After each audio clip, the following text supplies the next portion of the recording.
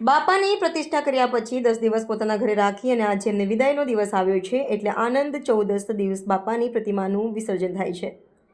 દાહોદ શહેરની મોટી મોટી પ્રતિમા માટે નગરપાલિકા દ્વારા કૃત્રિમ તળાવનું આયોજન કરવામાં આવ્યું છે, જ્યારે ગ્રામ્ય વિસ્તારમાં નાની નાની પ્રતિમાઓનું વિસર્જન કરવા માટે ખાન નદીના સંગમ ઉપર લોકો આવે છે અને ત્યાં વિસર્જન કરે ત્યાં રળયાત્રી મિત્ર મંડળ દ્વારા પ્રતિમાનું વિસર્જન કરવાનું આયોજન કરેલ છે। ગ્રામ્ય bureau chief Prakashbhai Tanna, Diu mirror news, Dahod.